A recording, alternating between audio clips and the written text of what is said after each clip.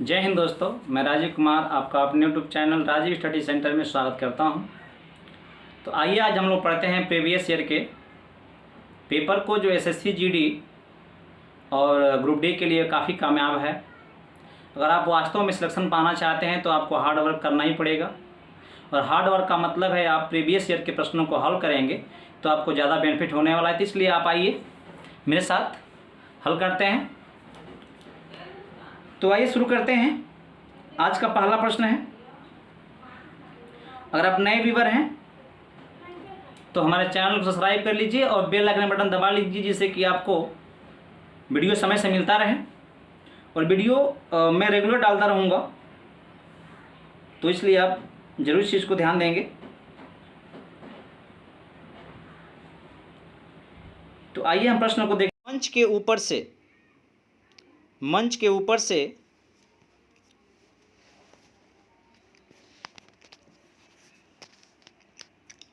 ये पहला प्रश्न है। मंच के ऊपर से 50 कड़ी में 3 मीटर की दूरी पर टावर के शीर्ष का उन्नयन कोण 30 अंश है। यदि टावर की ऊंचाई 60 मीटर है तो मंच की ऊंचाई क्या होगी? ऑप्शन दिया है आपके सामने, तो आप ध्यान से देखेंगे तो आपको इसका आंसर मिलेगा।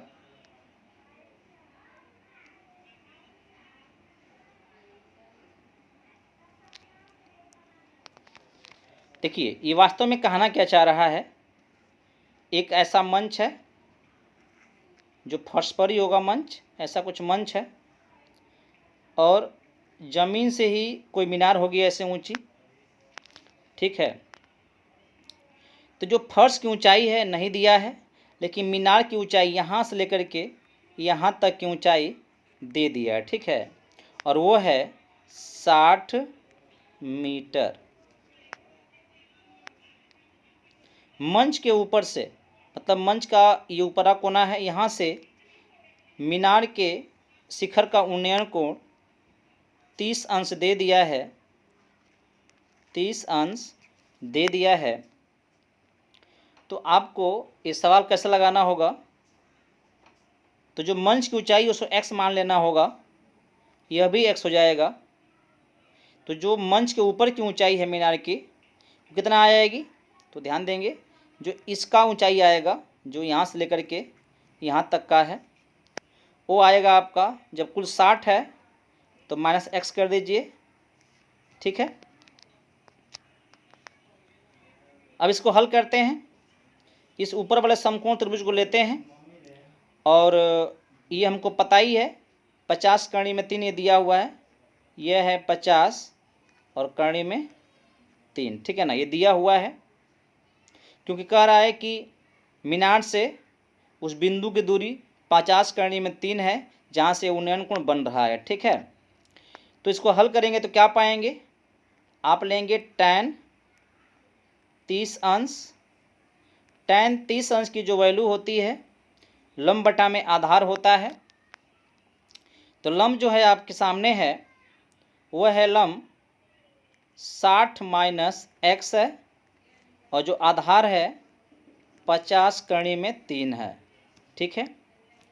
जब इसे और हल करेंगे आप तो पाएंगे इसकी वैल्यू हो जाएगी 1/3 बराबर 60 है, 60 माइनस x बटा में 50 कड़ी में 3, ठीक है। तो छोटा हम और कर लेते हैं।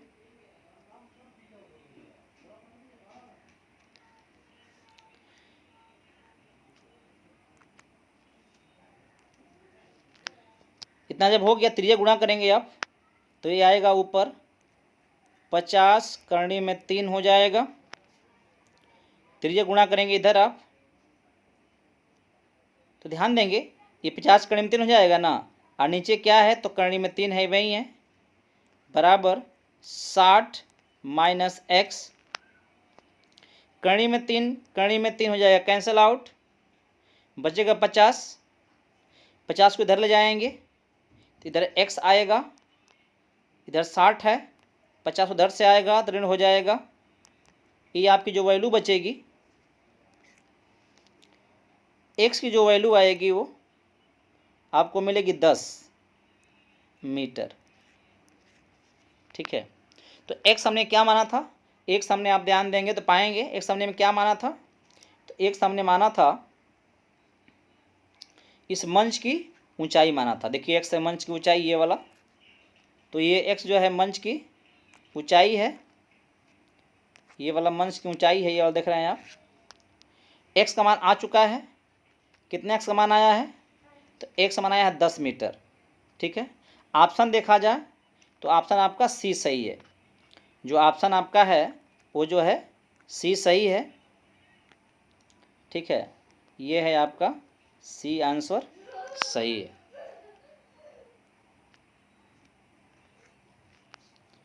देखते हैं अगले प्रश्न को। अगला प्रश्न क्या कह रहा है, ये अगला प्रश्न कह रहा है, तो इसको और बड़ा कर लेते हैं। ये जो प्रश्न देख रहे हैं आप, ये प्रश्न रीजनिंग का है और हमको रीजनिंग में आकृति संबंधी प्रश्न को हल करना है।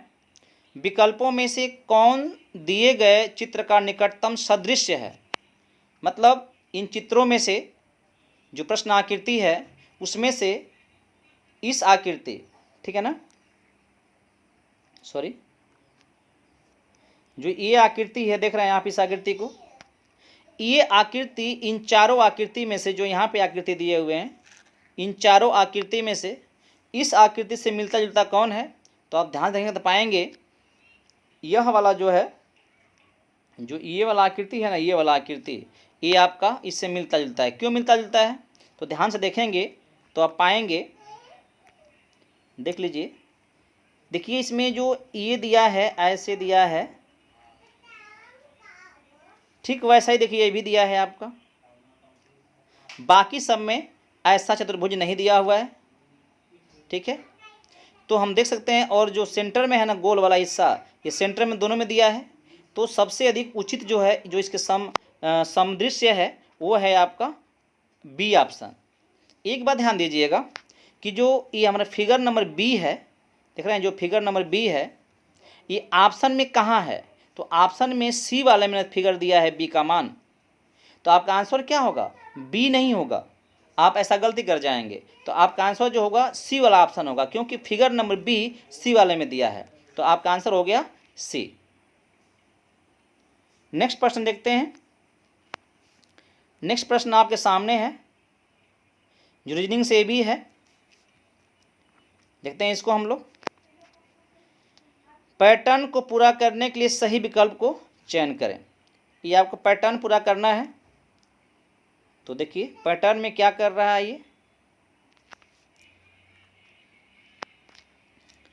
ये 9 है, 8 हो गया, 7 हो गया, मैंने जो इधर का अंक है लास्ट वाला, ये सब एक एक कम हो रहा है, तो आगे क्या आएगा, तो आगे फिर जो यहाँ पे मिलेगा हमको, यहाँ पे जो मिलेगा वो 8 मिलना चाहिए। सेकेंड देखिए 1 है, 1 है, 1 है, तो ये 1 ही रहेगा। अब देखिए ऑप्शन में कुछ फ़ायदा हो रहा है क्या, सॉरी ये 6 हुआ ना, तो 9, 8, 7, तो ये आपका 6 होगा, माफ़ कीजिएगा, ये आपका 6 होगा। तो देखिए सब में 6, देखिए इसमें 6 नहीं दिया है, तो ये तो होगा नहीं, ये होगा नहीं, तो 6 आ रहा है, तो ये होगा और ये होगा।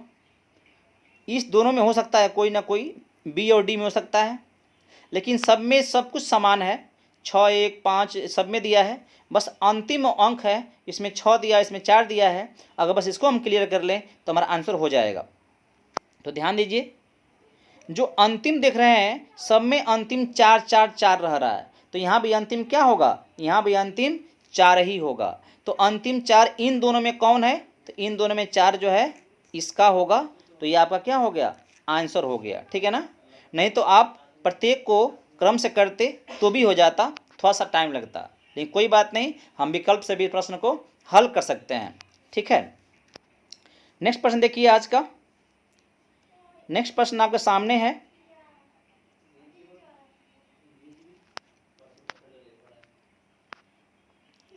ये बायोलॉजी संबंधी है, जो आपके जीएस के अंतर्गत आता है, ग्रुप डी में काफ़ी उपयोगी है। और एसएससी जीडी के लिए भी उपयोगी है। लेकिन एसएससी जीडी में आपका जीएस नहीं पूछेगा, तो इसको आपको ध्यान नहीं देना है। अगर जीडी की तैयारी करते हैं तो ग्रुप डी के लिए काफ़ी महत्वपूर्ण है, तो ध्यान देंगे। ये प्रश्न जो कह रहा है कि कौन से ऊतक के प्रकार ग्रंथियां बनाते हैं। आपको पता है कि शरीर में हमारे ग्रंथियां होती हैं। हमारे शरीर में जो ग्रंथियां होती हैं, इसे कौन से प्रकार के ऊतक के प्रकार होते हैं, बनाते हैं। तो ध्यान दीजिएगा, ये जो आपका आंसर है एपिथेलियल, एपिथेलियल देख रहे हैं आप, तो एपिथेलियल ऊतक का प्रकार है, एपिथेलियल ऊतक का प्रकार है, तो यही आपका आंसर होगा। अर्थात एपिथेलियल ऊतक जो होता है ग्रंथियां बनाने का काम करता है। नेक्स्ट प्रश्न देखिए, नेक्स्ट प्रश्न आपके सामने है, रीजनिंग का सवाल है और ये बोल रहा है कि ये ऊपर जो दिया है अंक देख सकते हैं आप, उपयुक्त आकृति का जल प्रतिबिंब बनाना है। तो ध्यान दीजिए, जल प्रतिबिंब जब भी बनता है ना, तो ये मान लीजिए अगर 9 है, तो जल प्रतिबिंब में क्या होता है कि यहाँ पे एक लाइन खींच देंगे, तो जो लाइन के करीब होगा ना वो वहीं रहेगा, और जो लाइन से दूर होगा वो लाइन से उतना ही नीचे बनेगा। मतलब देखें यदि, तो इसका प्रतिबिंब कहाँ बनेगा, तो ध्यान दीजिएगा, इसका प्रतिबिंब देखिए ऐसे बनेगा, ऐसे बनेगा, है ना। थोड़ा ध्यान से देखिएगा, तो जो ऊपर वाला फिगर है ना, नीचे जल में जब देखेंगे इसको ऐसे खड़ा को करके, तो इसका प्रतिबिंब इधर बनेगा, ऐसे बनेगा, और ये मुंह जो है यहाँ मुड़ा हुआ रहेगा, क्योंकि ये थोड़ा बीच में रहेगा ना इधर ये लाइन। तो आप देखेंगे तो इस तरह का 9 का इस तरह का आकृति किस फिगर में बना है, किस ऑप्शन में बना हुआ है। तो आप देखेंगे कि ए नहीं और ये नहीं, ये तुम्हारा आपका बी है। कौन सा ये आपका आंसर है, बी, क्योंकि बी के अलावा किसी और में 9 ऐसा नहीं बना है। हो सकता था कि सब में 9 ऐसे बनाता, तो हम बाकी अक्षरों को भी देखते और मिलाते। तो कभी कभी स्मार्टली काम करना पड़ता है। अगर हमें ऑप्शन में मिलता है केवल एक ही, तो उत्तर वही होना चाहिए। तो आपको समझ में आ गया होगा। आप ज़रूर कमेंट करिएगा। अगर आप वीडियो को देख रहे हैं, यदि आपको पसंद आ रहा है तो आप कमेंट भी करिएगा, नहीं पसंद भी आ रहा है तो भी कमेंट करिएगा और सुझाव दीजिएगा हमें क्या करना चाहिए, हमें और क्या इसमें सुधार करना चाहिए। क्योंकि आप जब कमेंट करते हैं तो हमें प्रोत्साहन मिलता है और कुछ करने के लिए इच्छा होती है। तो मैं जब आपके लिए कुछ कर रहा हूँ तो आप हमारे लिए भी कुछ करिए। केवल आपको सब्सक्राइब कर देना है और लोगों में शेयर कर देना है। आइए प्रश्न को देखते हैं हम लोग। जो प्रश्न था ये भी आपका रीजनिंग से ही है और प्रीवियस ईयर में आया हुआ, देख सकते हैं आप। खुरमी प्लेटफॉर्म का ये किताब मैं सॉल्व कर रहा हूँ, वहाँ से प्रश्न लिया गया है। इसमें करा है कि प्रश्न आकृति, देख सकते हैं प्रश्न आकृति, ये है आपका प्रश्न आकृति, ये आपका प्रश्न आकृति, ये है प्रश्न आकृति। इन जो लाइन और जो भी रेखाएं बनी हुई हैं, उनमें से जो ऑप्शन दिया है इनमें से कौन आकृति वहाँ से संबंधित है, यानी आकृति इसमें से कौन है जो यहाँ मिल सकती है। ठीक है, तो ध्यान देखेंगे तो देखिए ये त्रिभुज देख रहे हैं, यहाँ मिल जाएगा। कहाँ से मिलेगा, तो देखिए यहाँ से मिल जाएगा। ये त्रिभुज बन रहा है ना आपका, यहाँ त्रिभुज यहाँ से मिल जाएगा, ये मिल जाएगा यहाँ से। और देख रहे हैं इसको, ये है बेलन आपका। बेलन कहाँ से मिलेगा, तो ध्यान दीजिए, ये बेलन मिलेगा आपको यहाँ से। देखिए देख रहे हैं इसको, यहाँ से, ये है बेलन, ये बेलन देख रहे हैं आप, ये बेलन मिल जाएगा हमको यहाँ से। तो इसमें दो आकृतियाँ मिल रही है, बी और सी, बी और सी, ये हमको आकृतियाँ मिल रही हैं। देखिए कि किस ऑप्शन में बी और सी दिया हुआ है। तो बी और सी देख सकते हैं, देखिए यहाँ पे दिया है, आप देखेंगे तो बी और सी यहाँ पे दिया हुआ है। देखिए यहाँ पे ये है, डी वाले ऑप्शन आपका सही है, डी वाला ऑप्शन आपका सही है। ठीक है, नेक्स्ट प्रश्न देखते हैं। नेक्स्ट प्रश्न बोल रहा है कुर्दिश, ये बोल रहा है कुर्दिश, देख रहे हैं ये कुर्दिश, ये कुर्दिश एक जनजाति का नाम है। तो कुर्दिश लोग निम्नलिखित देशों में से किस देश से संबंधित एक जातीय समुदाय है। ठीक है, तो आप इसको स्टैटिक जीके से लेंगे, क्योंकि स्टैटिक जीके का है प्रश्न, यानी जनरल नॉलेज सामान्य ज्ञान का है। तो ये पूछता है, तो ये सब जगह काम करने वाला है। आपका एसएससी जीडी की बात कर लें या ग्रुप डी की बात कर लें, तो इसका उत्तर जो होना चाहिए इराक है। ठीक है, जो इसका उत्तर है इराक में। इराक में एक जनजाति पाई जाती है। नेक्स्ट प्रश्न देखते हैं। नेक्स्ट प्रश्न क्या कह रहा है, देखिए ये भी जीके से ही संबंधित प्रश्न है, ये जीके संबंधित है। असंगठित क्षेत्र में, जो क्षेत्र, जो एरिया, जो जगह भारत का असंगठित में है, उस असंगठित क्षेत्रों के श्रमिकों को अपने बुढ़ापे के लिए स्वेच्छा से बचत करने को प्रोत्साहन करने के लिए 2010 में एक पहल शुरू की गई थी, जिसे हम कौन सा नाम दिए थे। ठीक है, 2010 में एक पहल शुरू किया सरकार के द्वारा किया गया था, जिसमें व्यक्ति को अपने बुढ़ापे के समय में बचत कर सके, इसके लिए प्रोत्साहित किया गया था कि उसको वो बुढ़ापे में काम आ सके। तो इसका नाम क्या रखा गया था, तो इसका नाम रखा गया था स्वावलंबन योजना। स्वावलंबन योजना, ये आपका आंसर हो जाएगा। ठीक है, चलिए नेक्स्ट प्रश्न है यह प्रश्न बोल रहा है, ये थोड़ा सा दिख रहा होगा आपको धुंधला टाइप का, इसको देखिएगा, एडजस्ट कर लीजिएगा थोड़ा सा। ये प्रश्न बोल रहा है, कथन निष्कर्ष का है कि लोगों को यूज एंड थ्रो पेन का इस्तेमाल नहीं करना चाहिए। आप देखे हैं आजकल ज़्यादा यूज करिए और स्याही खत्म हो जाए थ्रो कर दीजिए, फेंक दीजिए, ये पेन ज़्यादा चल रहे हैं। ठीक है, तो इन सब पेनों को इस्तेमाल नहीं करना चाहिए कथन बोल रहा है। तर्क दे रहा है कि हाँ, इससे अधिक बर्बादी होती है। कम से कम स्कूलों में उन्हें बच्चों को फाउंटेन या जिन्हें वे फिर से भर सकते हों प्रमोट करना चाहिए, मैंने प्रोत्साहित करना चाहिए कि आप फाउंटेन का प्रयोग करिए और पेन में दोबारा स्याही भर सकें, ऐसा काम करिए। लिखो फेंको यानी राइट एंड थ्रो का पेन मत यूज करिए।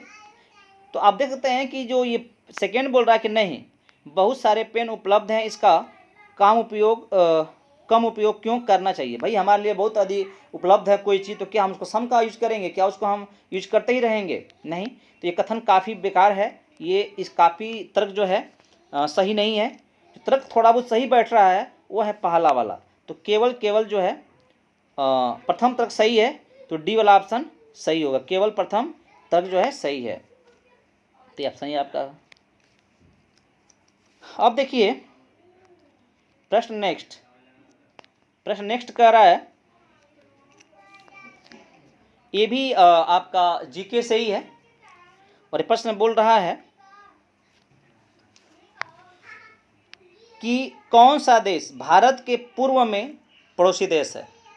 तो आप देखेंगे, अगर ये भारत है, अगर ये जम्मू कश्मीर का एरिया है, ठीक ना, और यहाँ पे जो है ऐसे गुजरात है, फिर ऐसे महाराष्ट्र होते हुए ये नीचे ऐसे करके मान लीजिए है, यहाँ पे आपका इधर जो है ऐसे करके जो भी हैं ये पूर्वी भारत है। तो पूर्वी दिशा में कौन सा देश पड़ता है, तो देखिए भारत के पूर्व में यहाँ पे जो है बांग्लादेश पड़ता है, जो कि हमारा पड़ोसी देश है, ये पूर्व साइड पड़ता है, इसको हम पश्चिम साइड बोलते हैं, है ना, और ये पूर्व साइड है। तो बांग्लादेश आपका सही उत्तर होगा, क्योंकि बांग्लादेश ही हमारे पूर्व में उपस्थित एक पड़ोसी देश है। सवाल नंबर देखिए 23वां, मतलब आज का जो भी प्रश्न है ये गणित से संबंधित है। देखिए ये क्या कहना चाह रहा है गणित में, थोड़ा कर लेते हैं इसको। ये प्रश्न बोल रहा है कि 425 का स्क्वायर माइनस 424 का स्क्वायर का हल क्या होगा। तो यदि इसको आप हल करते हैं वर्क करके तो फिर नहीं कर पाएंगे, फंसेंगे। यदि आपको एक चीज़ बात याद होगा, जैसे मान लीजिए ए स्क्वायर माइनस बी स्क्वायर है, तो इसको हम वर्गांतर के नियम से तोड़ते हैं, तो एक क्वेश्चन में ए प्लस बी होता है और एक क्वेश्चन में ए माइनस बी होता है। तो वैसे ही ये भी तो बन रहा है, 425 का स्क्वायर है माइनस 424 का स्क्वायर है, तो एक क्वेश्चन में हो जाएगा 425 और माइनस 424 हो जाएगा।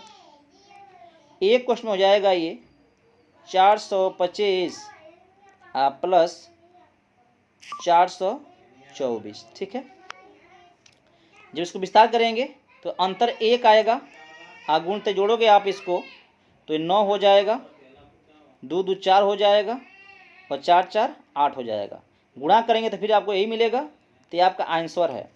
आप देखेंगे तो कौन सा ये ऑप्शन है, ऑप्शन कौन सा आ रहा है, 849 आ रहा है। तो 849 देख सकते हैं आपका कौन सा है, तो 849 आपका ये है, देखिए आपका आंसर है। ठीक है, तो ये आपका आंसर है। नेक्स्ट प्रश्न देखते हैं, आपकी स्क्रीन पर है। ये प्रश्न कह रहा है जो कि गणित से है, 4.5% वार्षिक साधारण ब्याज की दर से 4600 पर 5 वर्षों में कितना ब्याज मिलेगा। जब साधारण ब्याज कहता है ना, SI कहता है, सिंपल इंटरेस्ट की बात करता है। ठीक है, तो आपको ज़्यादा ध्यान नहीं देना है, जो वार्षिक दिया है ना दर, उस वार्षिक दर में जितने वर्ष की कह रहा है ना, उसे गुणा कर दीजिए। जब गुणा करेंगे तो 5 5 25 हो जाएगा, 5 चौको 20 2 22 हो जाएगा, दशमलव रहेगा यहाँ पे। ठीक है, इतना हो गया परसेंट वार्षिक।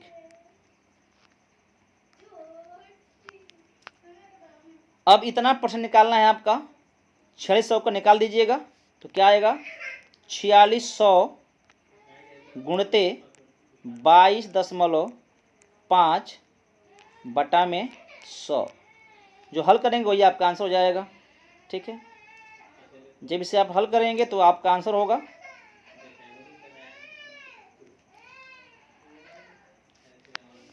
ये 2 शून्य यहाँ से कट जाएगा, इसे 2 शून्य कट जाएगा। ठीक है, तो यहाँ क्या पाएंगे आप, 46 गुणे 22.5। ठीक है, ये आप गुणा करेंगे तो गुणा करने पर यह आपका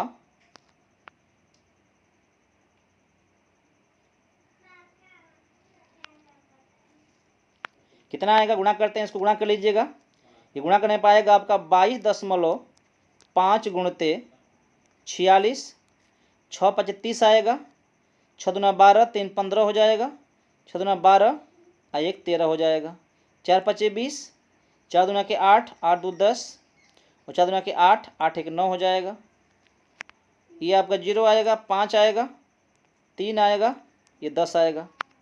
मतलब आपका आंसर क्या मिल रहा है, दशमलव यहाँ लग जाएगा, दशमलव का एक स्थान तक, तो ये बचेगा 1035। यानी कौन सा ये आपका आंसर है, तो ध्यान दीजिएगा आपका आंसर जो है 35 वाला है, मतलब डी वाला है। ये आपका आंसर जो है सही है, डी वाला आंसर आपका सही है, ये है ऑप्शन आपका सही। नेक्स्ट प्रश्न देखते हैं। नेक्स्ट प्रश्न आपके सामने स्क्रीन पर है, ये रीजनिंग से है। ये प्रश्न बोल रहा है विषम की पहचान करें। ठीक है, मतलब जो आकृति दिए हुए इसमें विषम कौन है, मतलब 3 समान होंगे और 1 भिन्न होगा। तो स्पर्श दिख रहा है ना आपको, देखिए स्पर्श दिख रहा होगा आपको, कौन सा भिन्न है, तो जो हमें दिख रहा है वह भिन्न ये वाला है। ठीक है ना, ये भिन्न है। क्यों भिन्न है, तो देखिए सब में मुंह जो बना है, सब में मुंह बना हुआ है, लेकिन इसमें मुंह और इसमें मुंह सीधा नीचे तरफ है, लेकिन इसमें देखिएगा तो मुंह ऊपर तरफ बनाया गया है। तो जो फिगर नंबर सी है ना, फिगर नंबर सी आपका सही है, जो विषम है, सबसे तीनों से भिन्न है। अब सी वाला ऑप्शन किस में दिया है, तो देखिए सी वाला ऑप्शन ए में दिया है, तो ए वाला ऑप्शन क्या है आपका सही होगा। ठीक है, नेक्स्ट प्रश्न है जो आपके सामने है, ये बोल रहा है, ये आपका जीके से है, किस वर्ष भारतीय संविधान में प्रथम संशोधन किया गया था। देखिए जो संविधान में संशोधन होता रहता है, तो जो संशोधन पहला हुआ था ना, वो आपका 1951 में हुआ था।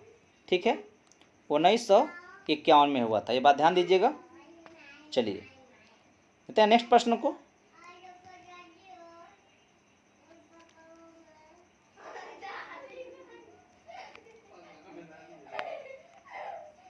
ये प्रश्न आपका रीजनिंग से है और ये बोल रहा है कि देखिए ध्यान से थोड़ा सा बड़ा करते हैं इसको हमें और थोड़ा, तो इसको बड़ा करते हैं और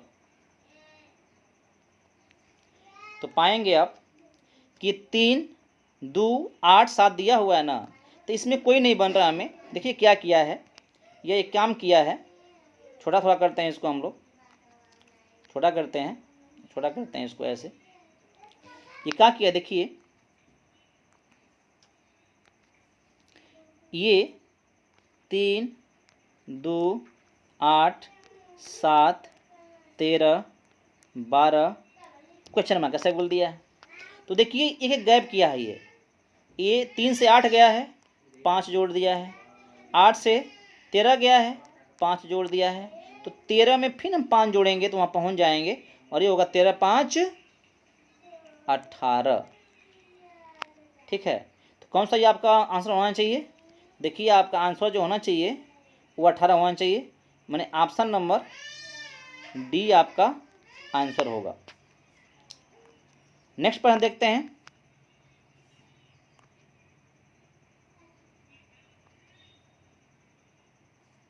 इसमें प्रश्न एक और है, वो है प्रश्न नंबर रीजनिंग से है 29। ये क्या बोल रहा है, तो पर इसको सॉल्व पढ़ लेते हैं। ये बोल क्या रहा है, तो कह रहा है यहाँ पे ओथ का मतलब है कि यदि OATH का जो कोडिंग किया गया है वो 15/12/08 किया गया है, तो कोडिंग क्या होगा अल्टर का। तो ध्यान देखेंगे, ओ जो पढ़ता है 15 नंबर पढ़ता है, 15 लिखा है। ए पढ़ता है 1 पर, तो इसका इकाई का अंक लिखा है, मतलब 1 लिखा है। टी पढ़ता है 20 पर, तो 20 लिखा है। एच पढ़ता है 8 पर अल्फ़ाबेट में, तो इतना हो गया। तो इसी क्रम से हम कर सकते हैं। तो हमारा आंसर क्या होगा, तो जो हमारा आंसर होना चाहिए अल्टर का ALTER का क्या होगा, तो ए का 1 हो जाएगा, इसका 12 हो जाएगा, टी का 20 हो जाएगा, इसका 5 हो जाएगा, इसका 18 हो जाएगा। ठीक ना, ये आपको जानना होगा। तो कौन सही बैठ रहा है, देखिए जो सही बैठ रहा है आपको 11, 22 है, 11, 22, 0518, 11, 22, 0518 कौन सही देख रहे हैं आप। तो देखिए जो आपका सही है आंसर वो है आपका सी वाला, ये आपका आंसर जो है सी वाला सही है। ठीक है, देखते हैं नेक्स्ट प्रश्न को। थोड़ा वीडियो लंबा हो रहा है, लेकिन थोड़ा सा लंबा तो वीडियो होना ही पड़ेगा, क्योंकि आपको पढ़ना है तो थोड़ा लंबा ही होना पड़ेगा इसको। तो ध्यान दीजिएगा, ये क्या कह रहा है प्रश्न में, प्रश्न आपके सामने है, ये गणित का सवाल है, अच्छा सवाल है। एक दुकानदार ने 20% नुकसान पर 6 रेडियो बेच दिया। उस लाभ को ज्ञात करें जिस पर कि उसे टीवी बेचना चाहिए ताकि उसे कुल 0% नुकसान हो, मैंने कोई नुकसान ना हो। तो इसको हम लगाते हैं, ध्यान देखिएगा, अच्छा सवाल है। तो देखिएगा, हम मान लेते हैं कि जो एक रेडियो है, एक रेडियो का जो एक रेडियो है उसका जो कीमत है 100 रुपया है। तो कितना हो जाएगा, कितना रुपया हो जाएगा 6 रेडियो का, तो हो जाएगा आपका 600। ठीक है, 20% नुकसान में बेचा है, मतलब ये 80% का पड़ा। 100 रुपया पर 20% नुकसान उसको हो गया है, तो कितना पड़ा, 80 रुपया का पड़ा। तो जब इसको हम निकालेंगे 600 का 20% नुकसान हुआ है, तो 20/100 होगा। जब इसको हल करेंगे आप, 200 निकटेगा, यहाँ से कट जाएगा, 6 दूना के 12, 120 रुपया हो जाएगा। मैंने 120 रुपया घाटा हो गया उसको, 120 रुपये क्या हो चुका है, तो घाटा हो चुका है।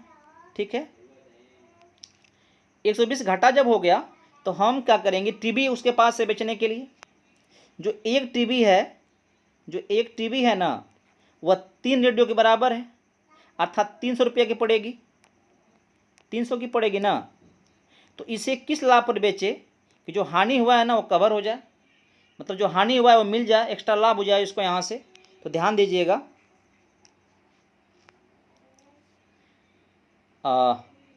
300 पे कितना परसेंट, तो हम मानते हैं x%। अगर हम लाभ कमाएंगे तो वह कितना लाभ आना चाहिए, 120 रुपये लाभ होना चाहिए, क्योंकि लाभ होगा 120, तभी तो हमको कोई हानि और कोई लाभ नहीं होगा, शून्य पर रुक जाएगा, जो हानि हुआ कवर हो जाएगा वो। इसको हल करेंगे आप, ये कट जाएगा, दोनों कट जाएंगे, ठीक है। ये 3 से भाग करेंगे ले आकर के, तो x का मान क्या आएगा, 40 आ जाएगा, 40%। मतलब जो हमारा लाभ होगा टीवी बेचने के लिए वह 40% लाभ बेचना पड़ेगा, जिससे कि हमें क्या हो सके, जो हानि हुई है रेडियो बेचने में वो लाभ हमको यहाँ से मिल सके। कौन सा ये ऑप्शन दिख रहा है आपको, तो आपको ऑप्शन दिख रहा होगा डी सही है, आपका ऑप्शन जो है डी सही है। देखते हैं अगला प्रश्न। अगला प्रश्न क्या बोल रहा है, ये गणित का सवाल ये भी है, तो चलिए देखते हैं। ये सवाल गणित का है,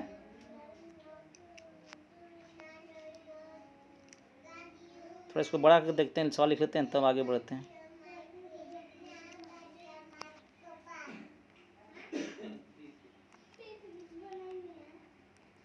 $250 डिवाइडेड बड़े कोष्ठ में -5 धन छोटे कोष्ठ में -5 ऑफ फिन मझले कोष्ठ में 63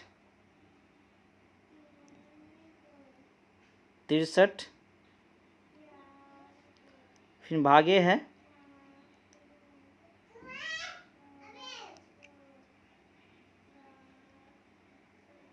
-4, ऋण 63 भागा कोष्ठ में है -20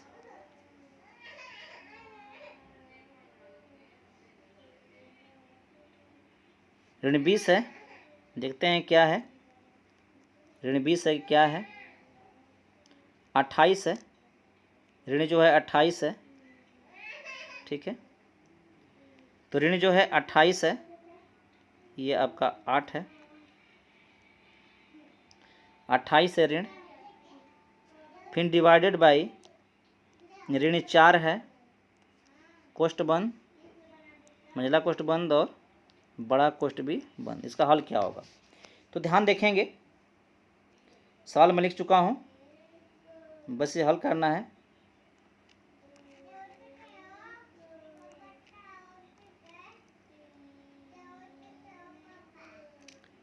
देखिए, पहले आप कोष्ठ को हल करेंगे, फिर का को हल करेंगे। तो बड़े कोष्ठ को जब हल करने आएंगे तो हम का को पहले हल करेंगे, उसके पहले हम कोष्ठ को हल करेंगे। ध्यान देंगे, तो ये ऋण 4 है, ये ऋण 4 है, और ऋण 4 को जब ऋण 4 को हम भाग करेंगे ऋण 28 में, तो इसका जो पूरा हल आएगा कितना हो जाएगा पता है, ये धन 7 आएगा, ठीक है। ये कोष्ठ टूट गया, फिर 7 का हम भाग करेंगे 63 में, तो ये पूरा हल कितना हो जाएगा, ये पूरा हल जो हो जाएगा 7 9 आएगा 63, ये 9 हो गया, ठीक है। तो आपके इधर वाला सब हल हो गया, 9 आ गया। अब जो इधर है वो तो हम बाद में हल करेंगे। इसका मतलब तो आपका ये हो गया कि 250 भागे ऋण 5 धन ऋण 5 का मने गुणा होता है, इधर 9 आया हुआ है, ठीक है। ये आपका इतना हो गया। आगे हल करेंगे तो 250 आएगा डिवाइडेड, ये गुणा होगा क्योंकि मल्टीप्लाई की जाती है, तो ऋण 5 तो है ही, आप प्लस 9 5 हो जाएगा 45, ऋण हो जाएगा 45, ठीक है। 250 डिवाइडेड बाई, ये जोड़ने पर ए बी ऋण क्या हो जाएगा ऋण हो जाएगा 50, ठीक है। और जब इसका भाग करेंगे ना आप, ऋण 50 का भाग जब करेंगे तो ये 5 बार में कट जाएगा, तो 5 बार में कटेगा और ऋण आएगा, ऋण 5 मिलेगा आपका आंसर। तो ऋण 5 कौन सा ऑप्शन देखते हैं हम लोग? ऋण 5 कौन सा ऑप्शन देखते हैं हम लोग हैं? ऋण 5 आपका आंसर आया हुआ है। तो देखिए ऑप्शन नंबर कौन सही है? ऑप्शन नंबर आपका सी सही है। ऑप्शन नंबर ये सी जो है सही है, ठीक है। तो ये कुछ प्रश्न थे, ये आज इतना ही कुछ प्रश्न है। आगे हम ऐसे ही प्रश्नों के साथ जो थोड़ा वीडियो थोड़ा बड़े बनेंगे, जिससे कि आपको फ़ायदा हो सके और अभ्यास कर सकें, तो आप बने रहिएगा, इंतज़ार करिएगा। तब तक के लिए धन्यवाद, बाय बाय।